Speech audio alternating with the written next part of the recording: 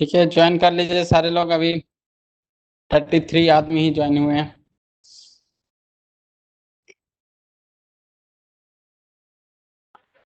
सब लोग ज्वाइन कर रहे हैं, तब तक शैडो ब्लॉक के बारे में थोड़ा बताइए ना, क्या होगा पूरा।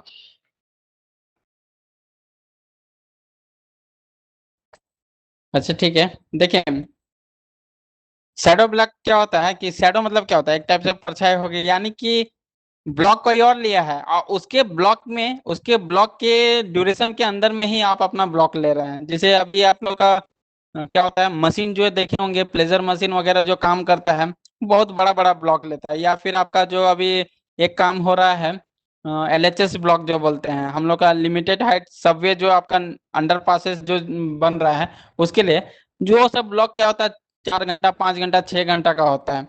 तो वो आपको ब्लॉक दे रहा है, तो उस समय अगर मान लीजिए कोई कोई गाड़ी वाड़ी नहीं चल रहा है, आपको पूरा ट्रैफिक हैम्पर करके रखा हुआ है, तो ऐसा तो उसका यूटिलाइजेशन हम लोग क्या कर सकते हैं, जब गाड़ी ही नहीं चल रहा है 6 घंटा के लिए, तो भैया उस समय आप क्या करो, कम से कम हम लोग को भी ओइची का ब्लॉक दे दो। तो ओइची का ब्लॉक जो है हम लोग को उसी में दे देता है। मान लीजिए जैसे एक मशीन ब्लॉक स्टार्ट हुआ, उसके आधा घंटा के बाद मशीन चला गया, सेक्शन में काम कर रहा है, उसके बाद आधा घंटा के बाद क्या किया, वो मेरा पावर सप्लाई भी काट दिया है। ठीक है, जब तक उसका 5 घंटा तक ब्लॉक है, तो 4.5 घंटा के बाद फिर से क्या करेंगे, पावर हम लोग रिस्टोर कर देंगे। तो वो जो 5 घंटा का ब्लॉक आपका कोई दूसरा डिपार्टमेंट लिया है, तो उसी के अंदर में अगर हम लोग एक अपना काम कर ले रहे हैं, ओईटी वाला अपना काम कर ले रहा है, तो वो जो ब्लॉक है वो उसको क्या बोलेंगे, शैडो ब्लॉक बोलते हैं। ठीक है ना। तो आजकल ये ब्लॉक जो है इंडियन रेलवे में बहुत ज्यादा चल रहा है, क्योंकि मान लीजिए एक बार आपको काम करने के लिए 2 घंटा का ब्लॉक चाहिए, उसको काम करने के लिए 5 घंटा का ब्लॉक चाहिए, तो एक बार वो 5 घंटा का ब्लॉक लेगा, वो अपना काम करके निकल जाएगा, उसके बाद फिर आप बोलेंगे कि मेरे को भी 2 घंटा का ब्लॉक चाहिए, फिर आप 2 घंटा का मांगेंगे, फिर 2 घंटा, यानी टोटल रेलवे को नुकसान कितना हो गया, 7 घंटा का हो गया, ट्रैफिक हैम्पर हो गया, यानी 7 घंटा तक आपका ट्रैफिक पूरा बंद है। तो क्यों ना ऐसा किया जाए कि वो जो 2 घंटा का ब्लॉक आपको जो दिया जा रहा है, वो 5 घंटा के अंदर में ही दे दिया जाए। तो उससे क्या होगा, आपका 5 घंटा में दोनों का काम भी हो जा रहा है, और ट्रैफिक हैम्पर अभी कितना हुआ, 5 घंटा का हो गया। तो इसी को बोलते हैं शैडो ब्लॉक। ठीक है ना। तो जो ब्लॉक हम लोग देखते हैं टाइप्स ऑफ ब्लॉक, तो टाइप्स ऑफ ब्लॉक में हम लोग वो वाला चीज पढ़ेंगे, आप लोग का एक क्लास होगा उसी में, तो उसमें वो सब चीज क्लियर होगा, कोई दिक्कत नहीं है। अभी जो हम लोग ठीक है यहाँ सर। पर, हाँ, अभी जो यहाँ पर हम लोग परमिट टू वर्क बोल रहे हैं, तो एक टेक्नीशियन हो गया। टेक्नीशियन अभी क्या करता है कि वो जाता है, इधर आइसोलेटर ओपन किया, उधर आइसोलेटर ओपन किया, बोला कि तुम लोग काम करना स्टार्ट कर दो। तो उसके लिए वो जो है ना, वो क्या कर रहा है, अपना गैंग को वो परमिट दे रहा है कि भाई ये तुम अपना काम करो इस टाइप से। तो उसके लिए वो ऑथराइज्ड नहीं है। आपको जब भी ब्लॉक मिलेगा, तो कॉम्पिटेंट अथॉरिटी उसको देगा। हो सकता है कि टीपीसी में जो है आपका सुपरवाइजर्स लोग हैं, जो वो आपको अगर ब्लॉक देता है, तो वो ऑर्डर नंबर लेके आप फॉलो कर सकते हैं, या फिर आपका जो फील्ड में जो भी सुपरवाइजर है, जो भी एसएससी जेई इंचार्ज जो है, वो अगर आपको वो चीज परमिट टू वर्क देते हैं, तो वहां पर आप काम कर सकते हैं। लेकिन आप जो है वो इशू नहीं कर सकते हैं, वो चीज के लिए ऑथराइज नहीं है। और बोलता है कि bring to operation any new installation, यानी कहीं पर भी नया कुछ इंस्टॉल किए हैं, मान लीजिए एक एटी आप लगाए हैं, तो नया एटी लगाए हैं, तो उसको जब आप ऑपरेट करने जा रहे हैं कोई नया इंस्टॉलेशन के लिए, तो उसके लिए आप ऑथराइज नहीं है। उसके लिए आपको हायर लेवल पे जाना होगा। ठीक है ना। तो जब भी आपको ये सब चीज जो आपको कॉम्पिटेंसी सर्टिफिकेट दिया जाएगा, जिस डेट में दिया जाएगा वो रहेगा, और एडी का सिग्नेचर वहां पर रहेगा। उस डेट में आपको सारा चीज पाया गया, आपको ये चीज समझाया गया है, आपको क्या काम कर सकते हैं और क्या काम नहीं कर सकते, सारा चीज बताने के बाद आपको ये सर्टिफिकेट दिया जा रहा है। ठीक है। उसके बाद देखिए TR3 की बात करता है, तो TR3 किसको मिलता है, जो भी सुपरवाइजर है ओईसी सेक्शन में है, उनको ये चीज दिया जा रहा है, सर्टिफिकेट नंबर रहेगा, नाम रहेगा। और बोलता क्या है, has been examined for his knowledge of rules and is authorized to work as a supervisor on the installation, maintenance and repair of 25 kV OHE and 66 या 132 या 220 kV transmission lines and underground cables. He is authorized to issue permit to work. यहाँ पर क्या बोलता है, जो supervisor है उसको ऑथराइज्ड है, वो परमिट टू वर्क इशू कर सकते हैं। And bring into operation new installation after they have been inspected by an officer duly observing the prescribed rules। तो बोलता है एक सुपरवाइजर है, उसको जब कॉम्पिटेंसी सर्टिफिकेट दे रहे हैं, तो उसको लिए क्या क्या चीज देखते हैं, उसको जो रूल्स एंड रेगुलेशन है, जो भी नॉलेज है उसके लिए वो चीज जो पाया गया है वो उसके लिए सक्षम है। और वो कैसे कैसे काम कर सकते हैं, इंस्टॉलेशन, मेंटेनेंस और रिपेयर इसका 25 kV का, 66 kV का, 132 या 220 kV का ट्रांसमिशन लाइन या अंडरग्राउंड केबल्स के लिए वो ये सब काम कर सकता है। वो परमिट टू वर्क भी इशू कर सकता है। और अगर मान लीजिए उसका जुरिडिक्शन में कुछ नया चीज इंस्टॉल हुआ है तो उसको जो है ऑपरेशन में ला सकता है। कब, एक बार कोई ऑफिसर उसको इंस्पेक्ट कर लिया है, जितना भी रूल्स रेगुलेशन है सारा को फॉलो हो चुका है, जितना भी सेफ्टी नॉर्म्स है सारा चीज को कैरी आउट हो चुका है, उसके बाद वो नया इंस्टॉलेशन जो लगाया है उसको ऑपरेशन में ला सकता है। ठीक है, यहाँ पर देखिए पिछले बार जो टेक्नीशियन था वहां साफ लिखा गया था he is not authorise to issue permit to work, और यहाँ पर लिखा है he is authorise to issue permit to work. ठीक है ना, यानी ये जो है पीटीडब्ल्यू दे सकता है, कोई भी कार्य करने के लिए अनुमति दे सकता है। और जो ये था आपका टेक्नीशियन, उसको वो चीज नहीं अलाउ किया गया था। एक चीज हम आप लोग को थोड़ा सा दिखलाते हैं।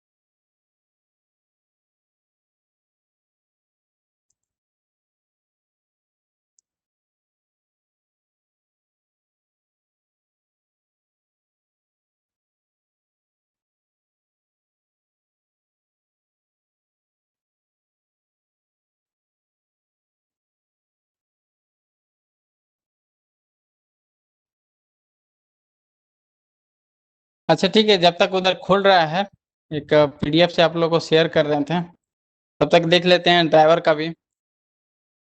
TR4 जो दिया जाता है वो किसको दिया जाता है, ओइची का जो इंस्पेक्शन कार ड्राइवर है, जो टावर कार का ड्राइवर है, टावर वैगन का ड्राइवर है, उसको दिया जाता है। सर्टिफिकेट नंबर रहेगा, नाम रहेगा, is authorise to drive an ओइची inspection car in the section between, यहाँ से लेके वहां तक। तो कभी भी आपका जो बोलता है ड्राइवर को दिया जाता है तो उसको हम लोग क्या कहते हैं, एक रूट दिए थे कि भैया आप यहाँ से लेके वहां तक आप जो है पूरा रूट को लर्न कर लो, सीख लो, एग्जामिन कर लो, सारा चीज जितना भी सेफ्टी नॉर्म्स वगैरह है सारा चीज को देख लो। उसके बाद आपका टेस्ट भी होता है, प्रैक्टिकल टेस्ट वगैरह सारा चीज हो गया, देख लिया। तो जब सर्टिफिकेट भी देंगे तो हमको उसी रूट का देंगे, वही स्टेशन के बीच में देंगे जो उसको वहां पर। अच्छा, कोई कोई वेटिंग में है, एडमिट करते हैं।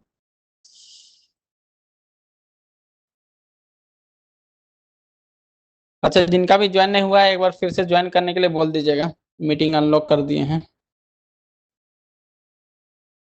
तो यहाँ पर जो भी आपका टावर का ड्राइवर है, टावर वैगन ड्राइवर है, जब उसको देते हैं कॉम्पिटेंसी सर्टिफिकेट, तो एक खास स्टेशन से लेके खास स्टेशन तक के बीच में ही जहां तक उसको लर्निंग दिया गया है उसी के लिए दिया जाता है। ऐसा नहीं है कि टावर का ड्राइवर हो गया तो उसको एक जगह लर्निंग दी है और कहीं और जगह उसको भेज के वहां पर कॉम्पिटेंसी सर्टिफिकेट उसके लिए दे दिए हैं कहीं और जगह के लिए, वैसा नहीं होगा।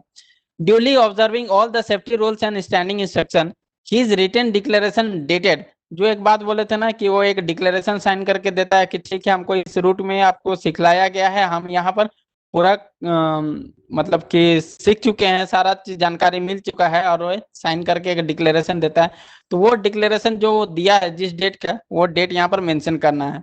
That he is familiar with the road signal in the above section has been noted in the issuing this certificate, यानी ये सर्टिफिकेट इशू कर रहे हैं तो इस सर्टिफिकेट में ही हम वो डेट को भी मेंशन कर रहे हैं जब वो डिक्लेरेशन साइन करके दिया है कि हम ये जो रूट दिया गया है उसके लिए फेमिलियर है, यहाँ का रोड सिग्नल जो है उसके लिए हम सारा जानकारी रखते हैं। He is further authorized to carry out routine maintenance of the OEC inspection car in accordance with the prescribed schedules। जितना भी शेड्यूल रहता है जैसे ए चेक, बी चेक, सी चेक, ये सब रहता है, उसके साथ में जो भी रूटीन मेंटेनेंस होता है वो सब चीज के लिए भी उसको मतलब फेमिलियर है, वो उसको कर सकता है। जैसे कि डेली के हिसाब से उसको क्या क्या चीज देखना है, क्या क्या थोड़ा मोड़ा कर सकता है, वो सब चीज उसको देखरेख करना है। उसके बाद देखिए नीचे में क्या लिखा हुआ है, डिक्लेरेशन के लिए कुछ दिया हुआ है। This declaration must be countersigned by the driving inspector and personally scrutinised by the officers before issuing this certificate. The driver inspector before countersigning the declaration shall orally examine the employ for his knowledge of the road. तो जो आपका declaration है वो आपका कहाँ पर था, वो आपका जो जो रूट दिया गया था उसके लिए वो लिख के देता है कि उस रूट में हम जो है पूरा का पूरा आपका सिग्नल्स वगैरह जो भी सेफ्टी वगैरह है सारा चीज हम लर्न कर चुके हैं। तो उसको फिर से काउंटर साइन जब करता है यहाँ पर आपका जो भी इशू कर रहा है सर्टिफिकेट, तो वहां पर वो क्या करेगा, हाँ आप जो है ये चीज डिक्लेरेशन साइन कर दिए हैं, तो हम एक बार कुछ ना कुछ ओरली आपसे कुछ पूछ सकते हैं। तो पूछने के बाद उनको देखेंगे कि सच में जो है उनको नॉलेज है या नहीं है। तो ये जो आपका कॉम्पिटेंसी सर्टिफिकेट देने से पहले भले वो डिक्लेरेशन साइन किया है, उसके बाद बावजूद भी क्या करेगा, ऑरली एक छोटा मोटा टेस्ट लेके नॉलेज उसका टेस्ट करके उसको कॉम्पिटेंसी सर्टिफिकेट दे सकते हैं। अभी देखिए एक मिनट।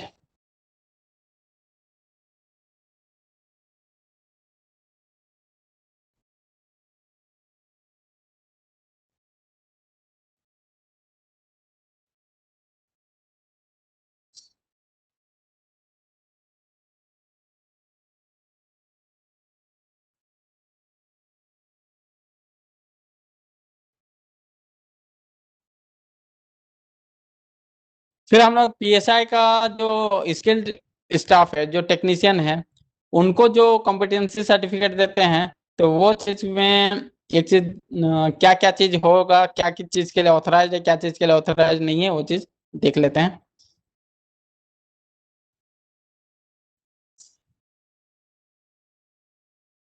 TR5 ठीक है ना, यहाँ पर सर्टिफिकेट नंबर रहेगा, फिर नाम रहेगा, has been examined for his knowledge of rules and is authorised to work as a fitter in the installation, maintenance and repair of the traction power supply installation at the substation, switching station, booster transformer station and auxiliary transformer station। तो बोलता है कि जो भी आदमी है, जो भी आपका स्किल्ड स्टाफ है पीएसआई का, उसको जब भी हम लोग कॉम्पिटेंसी सर्टिफिकेट दे रहे हैं तो क्या क्या चीज के लिए, तो वो जो है फिटर की तरह काम कर सकता है। कहाँ पर, तो कोई भी आपका इंस्टॉलेशन हो रहा है, मेंटेनेंस हो रहा है या रिपेयर हो रहा है, कहाँ पर, टीएसएस में हो रहा है, सबस्टेशन में हो रहा है, स्विचिंग स्टेशन में हो रहा है, या बूस्टर ट्रांसफार्मर या एटी में, कहीं पर भी आपका काम हो रहा है तो उसके लिए उसको ये ऑथराइज माना जाता है। और बोलता है कि क्या क्या चीज के लिए उसको ऑथराइजेशन दिया गया है। तो effect shut down on the 25 KV equipment under instruction of TPC. तो टीपीसी का इंस्ट्रक्शन लेके वो 25 केवी में आपका शट डाउन ले सकता है, कर सकता है। Take power block from TPC for working on 25 KV equipment, यानी टीपीसी से वो ब्लॉक ले सकता है आपका अगर 25 केवी में काम करना है तो। Operate equipment at the traction substation and switching station under instruction from TPC duly observing the prescribe rule. अगर उसको टीएसएस में या कोई स्विचिंग स्टेशन में काम करना है तो क्या करेगा, टीपीसी से बात करके उसका इंस्ट्रक्शन लेके अपना वहां पर कोई भी ऑपरेशन कर सकता है। साथ में बोलता है कि he is not authorise to, तो क्या क्या चीज के लिए ऑथराइजेशन नहीं है, तो इशू परमिट टू वर्क, यानी वो किसी और को पीटीडब्ल्यू नहीं दे सकता है, इशू नहीं कर सकता है। जैसे हम लोग ओएसी के हिसाब से देखे थे, TR2 में देखे थे, सेम टू सेम TR5 में भी है कि जो भी आपका स्किल्ड स्टाफ है तो वो पीटीडब्ल्यू इशू नहीं कर सकता है, ठीक है ना। और साथ में और एक क्या लिखा है, इफेक्ट शटडाउन और take power block off for extra high voltage EHV installation an, यानी कि देखिए पहले हम लोग जब बात किए थे तो वहां पर क्या लिखा था, 66 केवी या फिर आपको 132 केवी 220 केवी के लिए हम लोग ब्लॉक जो है ले सकते थे। लेकिन यहाँ पर जब पीएसआई स्टाफ है तो उसको जो है ओनली रेस्ट्रिक्ट किया गया है 25 केवी के लिए, हायर वोल्टेज के लिए, एक्स्ट्रा हाई वोल्टेज के लिए उसको वहां पर ऑथराइजेशन नहीं दिया गया है। Bring into operation any new installation, यानी कोई नया इंस्टॉलेशन अगर कुछ होता है तो उसको अगर ऑपरेशन में लाना है तो वो ये चीज नहीं कर सकता है। अब देखिए TR6 जब हम लोग देखेंगे तो ये और ज्यादा क्लियर होगा कि यहाँ पर जो सर चीज सर ऑथराइजेशन नहीं दिया गया है। सर आवाज ही नहीं आ सर रहा, आपका सही कट रहा है बिल्कुल। सर एक क्वेश्चन है सर। हाँ हाँ बोलिए। सर ट्रांसफर टीएसएस में सर ट्रांसफार्मर का ब्लॉक क्या ले सकते हैं पीएसआई फील्ड स्टाफ? देखिए यहाँ पर आपका पॉइंट नंबर 3 में देखिए क्या बोला है, operate equipment at the traction sub station and switching station under instruction from TPC, यानी टीपीसी से वो इंस्ट्रक्शन लेके वहां पर अपना काम कर सकता है। पॉइंट नंबर 2 में भी बोला है कि पावर ब्लॉक ले सकता है टीपीसी से और 25 केवी में काम कर सकता है। तो 25 केवी में जब हम लोग बात करेंगे तो आपका जब एचवी साइड में देखेंगे तो 132 केवी का आ रहा है, तो 132 केवी का जब आ रहा है तो एचवी साइड का हो गया, और जब एलवी साइड का बात करते हैं तो वहां पर 25 केवी हो गया। तो अगर आपको अगर ट्रांसफार्मर में कुछ काम करना है तो ट्रांसफार्मर में कुछ काम करने के लिए आपको तो दोनों तरफ डेट करना पड़ेगा, यानी वहां पर एचवी साइड भी आपको डेट करना पड़ेगा। एचबी तो उसके साइड लिए तो एचबी यहाँ साइड दोनों ब्लॉक लेना होगा। हाँ, तो दोनों ब्लॉक लेना होगा, तो दोनों ब्लॉक के लिए तो ये ऑथराइज नहीं है, ये एचवी साइड के लिए जो है इसको नहीं दिया गया है। यानी कि जब भी ट्रांसफार्मर का ब्लॉक होगा तो इससे हायर लेवल जो सुपरवाइजर कोई आएगा वही ले सकता है। जी सर ओके। इसीलिए बोले TR6 देख लेते हैं तो आपको ज्यादा क्लियर हो जाएगा यहाँ पर। तो TR6 आपका क्या हो गया, तो जो सुपरवाइजर है पीएसआई का उसके लिए दिया गया है।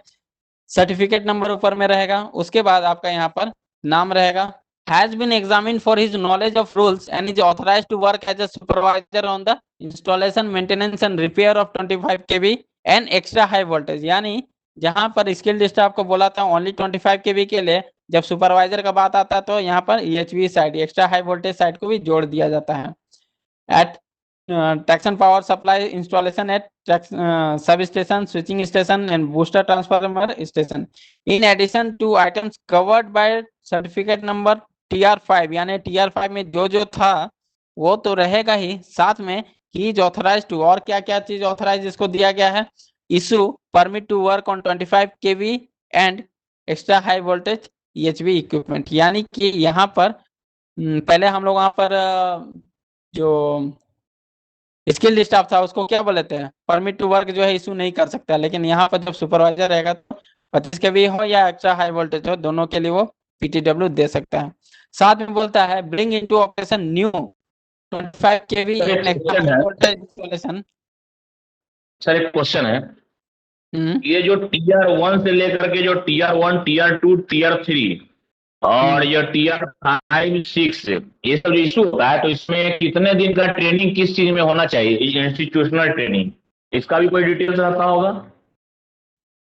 देखिए आपका जो ये होता है ना ट्रेनिंग जो होता है उसका शेड्यूल अलग है, जैसे कि आपका कभी आपका 3 साल के बाद रिफ्रेशर कोर्स होता है, तो रिफ्रेशर कोर्स का अलग से होता है कि 2 सप्ताह के लिए हो रहा है। प्रमोशनल कोर्स अलग होता है कि आपका किस लेवल से किस लेवल पे जा रहा है उसका अलग से होता है, ठीक है ना। आपका कोई नया अगर इनिशियल आता है उसका अलग टाइप से होता है। उसके बाद जब आप फील्ड में जाते हैं तो फील्ड में जाने के बाद आपको फील्ड का नॉलेज देने के बाद आपको ये सब चीज दिया जाता है। तो हर चीज के लिए अलग अलग है, ऐसा नहीं बोल सकते हैं कि आपका TR1 दे रहा है तो TR1 आपको कितना दिन का ट्रेनिंग देने के बाद किया जा रहा है। तो TR1 जैसे है कि ग्रुप डी को दिया जा रहा है, तो ग्रुप डी के लिए हम लोग देखते हैं सबसे पहले उसको है इनिशियल ट्रेनिंग देना है, तो इनिशियल ट्रेनिंग उसका कंप्लीट होने के बाद फील्ड का नॉलेज होना चाहिए, तो फील्ड का नॉलेज होने के बाद हम लोग 1 साल जो है पूरा उसको देखते हैं, उसके बाद ही 1 साल के बाद हम लोग उसको देखते हैं। तो हर चीज के लिए जो है ना अलग अलग टाइमिंग आपका दिया गया है।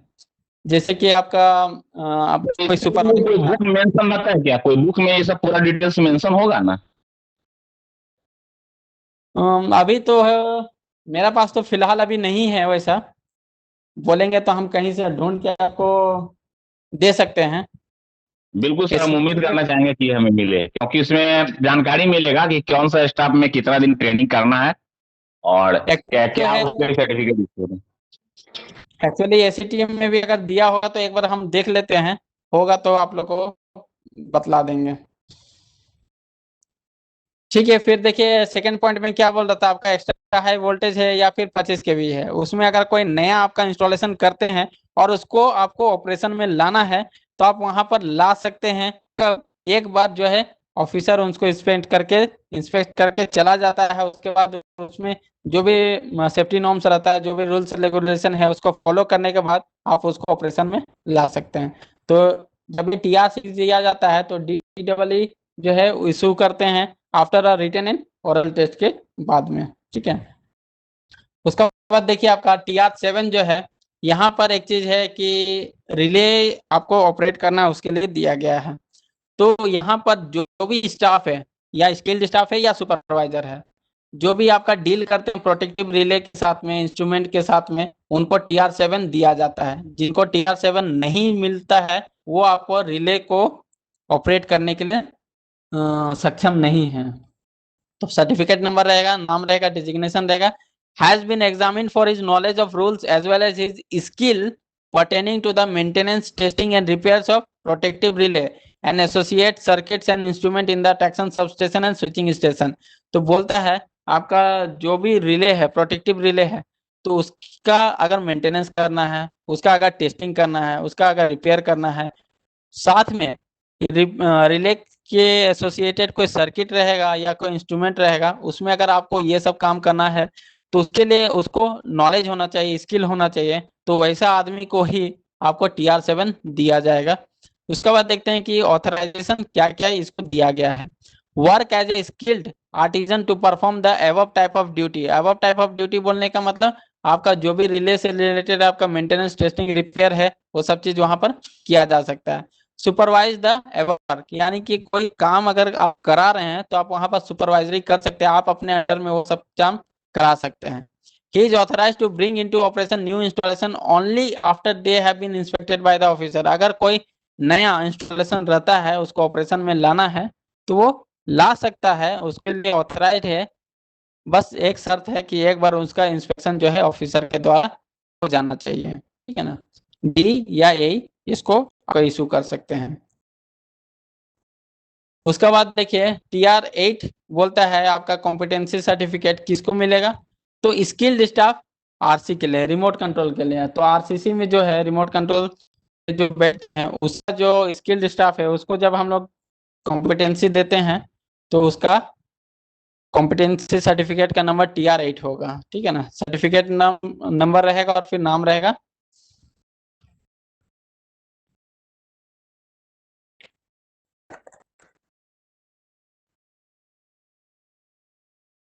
देखिए क्या लिखा है, has been examined for his knowledge of rules and is authorized to work as a skilled fitter in the installation, maintenance and repair of remote control equipment, BFM, BFT equipment at remote control center and control post. He is not authorized to work on any 240 volt medium or higher voltage equipment। बोलता है कि आपका जो भी skilled staff है वो जो है आपका एज अ स्किल्ड फिटर जो है ना काम कर सकता है। ठीक है ना, लेकिन क्या क्या कर सकता है, तो रिमोट कंट्रोल में कोई अगर इक्विपमेंट होता है तो उसका इंस्टॉलेशन, उसका मेंटेनेंस, उसका रिपेयर वहां पर काम कर सकता है। लेकिन यहाँ पर बोलता है कि जो 240 वोल्ट का जो है मीडियम या हायर वोल्टेज है, उसमें काम करने के लिए वो ऑथराइज नहीं है। ठीक है, अब देखिए TR9 देखेंगे तो आपको ऑटोमेटिक वो चीज क्लियर हो जाएगा, TR8 क्लियर हो जाएगा। तो ये आपको सुपरवाइजर के लिए दिया जाता है, रिमोट कंट्रोल का सुपरवाइजर के लिए। नंबर रहेगा, नाम रहेगा, has been examined for his knowledge of rules and is authorized to work as a supervisor in the installation, maintenance and repair and testing of remote control equipment including FM, BFT equipment। He is authorized to bring into any operation installation only after they have been inspected by an officer। एक minute, हाँ क्या बोल रहे थे? आ गया sir, आ गया। बिल्कुल नहीं आ रहा था सर, ये TR9 स्क्रीन पे, इसलिए बोला। अच्छा, आ गया ना। हाँ, तो जो सुपरवाइजर है वो जो है RCC में कोई भी इक्विपमेंट रहेगा तो उसके लिए मेंटेनेंस, रिपेयर, टेस्टिंग वगैरह सारा कर सकता है। साथ में जो भी नया इंस्टॉलेशन रहेगा उसको ऑपरेशन में ला सकता है, एक बार ऑफिसर के द्वारा इंस्पेक्ट हो जाएगा तो। ठीक है ना, यहाँ तो कोई बात नहीं बोला है 240 वोल्ट के लिए ऑथराइज है नहीं है, ठीक है ना। तो जब भी आपका रिमोट कंट्रोल का सुपरवाइजर जब यहाँ पर नहीं बोला गया है तो आप मान सकते हैं कि वहां पर उसके लिए वो कंपेटिबल है। उसका बाद देखिए competency certificate and courses for the assistant station master guard for EMU। तो अभी ये वाला चीज को हम लोग स्किप करते हैं, नहीं देखते हैं क्योंकि ये थोड़ा अलग से हो जाता है। तो बताइए इसमें अगर कोई डाउट है तो पूछ लीजिए।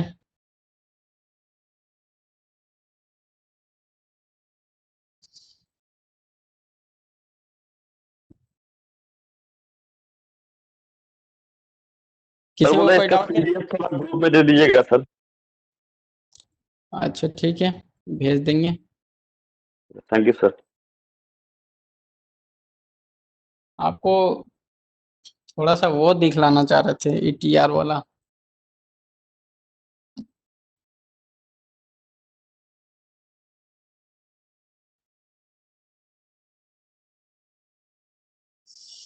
अच्छा 52 कैंडिडेट यानी 50 आदमी है, 50 आदमी में 2 आदमी का तो आज माफी है,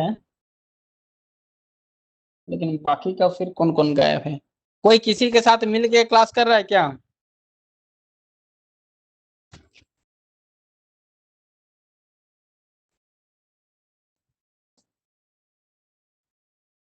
स्क्रीनशॉट ले लेते हैं।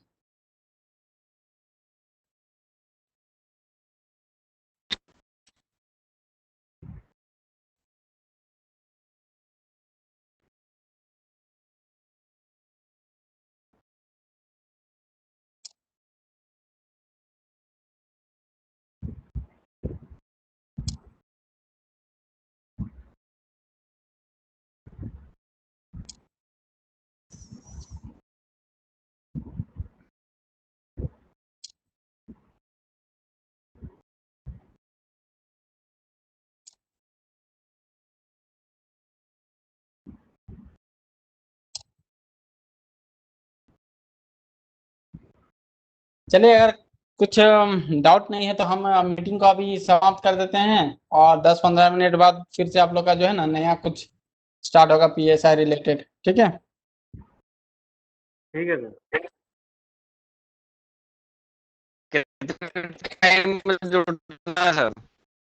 अभी 10-23 हुआ है, 10:30 हम बता देंगे, मैसेज कर देंगे ग्रुप में, ठीक है? ठीक है। अच्छा 1 मिनट पहले लाइन पे रहिए, हम अभी बतला रहे हैं।